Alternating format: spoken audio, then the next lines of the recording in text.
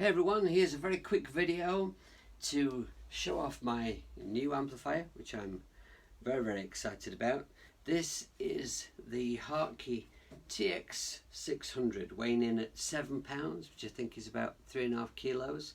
It's 600 watts of very real power. It's a very loud amp.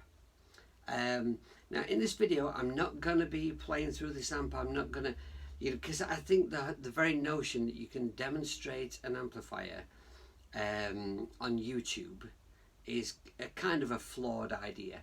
What I want to do is bust a myth about this amp. So although I've been a Hartke endorsee for over 10 years and I've been using the equipment for 16-17 years, I've got quite the collection of Hartke amps and cabs. I'm going to do away with the usual protocol of a demo video and make a very honest video, I hope. Now, let me tell you the complete background to this for me. So, about a year ago, I started thinking to myself, at my age, it's about time I started looking at getting a lighter bass rig. I have problems with my feet, problems with my back, probably due to carrying heavy bass equipment around for many years. And of course the technology is there now to make these very light Class D amps, and they started to get really good and the price started to come down. And so when Hartke came out with their own Class D amp, then I got very excited, very interested. But as an endorsee, there's kind of always that worry that if the company that you endorse, if they bring out something that you don't like, if you use something and you just don't dig it, that's kind of it's kind of an awkward situation. What do you do then? Do you lie and say that it's good because the company's been very good to you over the years, or do you send it back and not say anything? What do you do? So I thought, well, before I order one for myself, I'm going to check out online what other people think to the amp.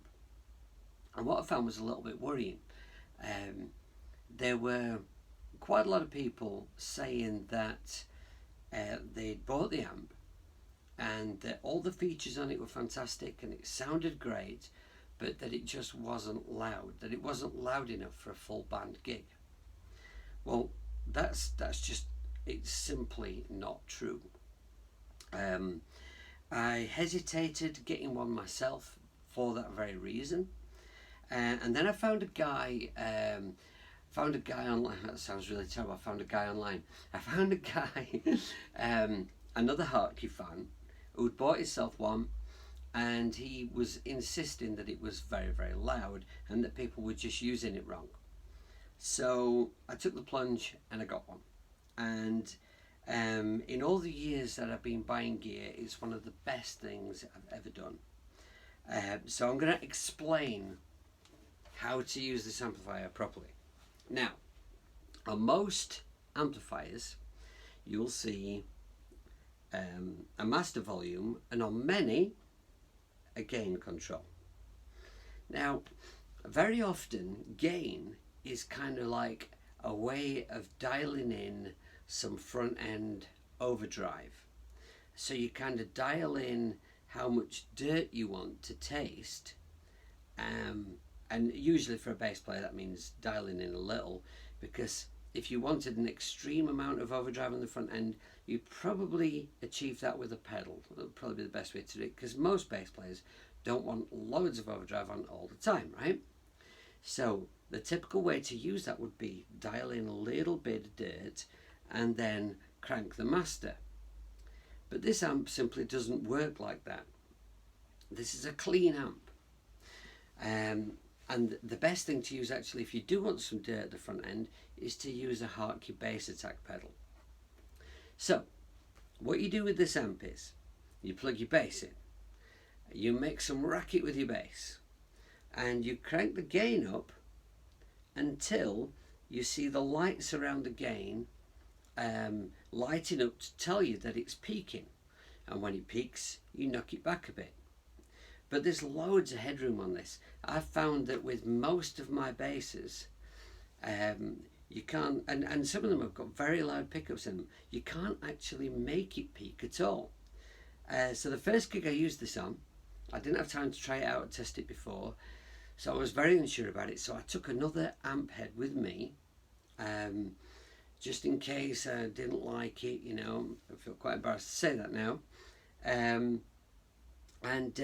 So I set it up and plugged in, and I could not make it peak at all with my bass. So once I'd wound the gain the entire way up, it still wasn't peaking. So I thought, what I'll do, I'll dial it back to about 3 o'clock, and that gives me some headroom so that if any of my pedals sort of add some volume to that input, there's some spare headroom there. I'm not going to be peaking, I'm going to be overdriving the front end of the amp too much. But even actually with any of my pedals engaged, it still wasn't peaking. So this is some amps are very delicate on the front end. This one evidently is not, which is good news. It means you don't have to panic about your amp all night. So you wind that gain up. I would say for the kind of passive basses I use, that's a really good setting, about 3 o'clock there. And then you take up the master. And when you do that, when you've got this gain set right, when you take up that master, you will find that there is absolutely tons and tons of power. Now, I've been using, for my main amp, so I use a combination of different amplifiers and cabs depending on what the gig is. But I always, up until now, take the Hartke LH500 with me. And the reason I love that amp is because even set completely flat, it has a great natural tone. It just makes the bass louder, and it packs a real punch. It's very clear, and it has tons and tons of power to it. The 500, I to be honest, I never thought I would stop using that amp. It is an incredible amp. Now, this amp sounds very much like the LH500, but it does actually give you more scope with the EQ. Instead of just having bass, middle and treble, which I've always found is all I really need on the amp, because I use a preamp pedal. I use the Hartke Bass Attack, which allows me to dial in exactly what pushed mids or whatever I actually want for that particular job. But this amp provides you with, instead of the middle control, you've got shape and frequency. So shape adds a notch into your graphic. If you imagine a graphic EQ, and it adds a little bump into it, and then what you do is you turn up the shape and it exaggerates the size of that bump, and then the frequency is going to be whereabouts in that imaginary graphic EQ you want that bump to appear. So you can kind of dial in a notch, and then I'm turning knobs and it's off screen. So you dial in a notch, and then you move that notch along the frequencies until you find that that frequency where pushing the frequencies is going to help you cut through the sound of the band without having to be too loud. That's always the secret of a great bass sound. Well, I find it is anyway. When you find that frequency, then you can adjust the shape again and just decide how much of that notch you need. It's terrific. It has a bright switch, which I think a lot of bass players appreciate having when their strings are a little bit dead and they really ought to have changed them but didn't have time. And a mute switch, which I've never had on an amp before, but I found it real useful because it just meant that when we'd done the sound check and I'd found that right volume. I could just press in the mute. I didn't have to touch anything else. I didn't have to touch any of my pedals, or turn the master down or anything. Superb. And it has an onboard compressor, which is actually very. I have my own signature compressor made by Xvive. So I'll probably leave this off and be using that, but actually I did experiment with it, and it's a really effective, simple compressor.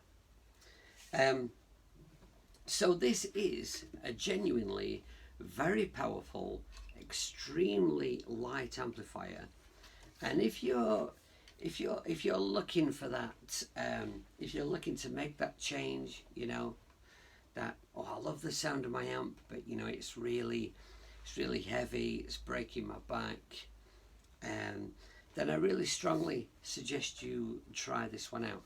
There are a lot of Class D bass amps on the market now, and I've got to be honest, there are some excellent ones. There are a few that are a bit poor.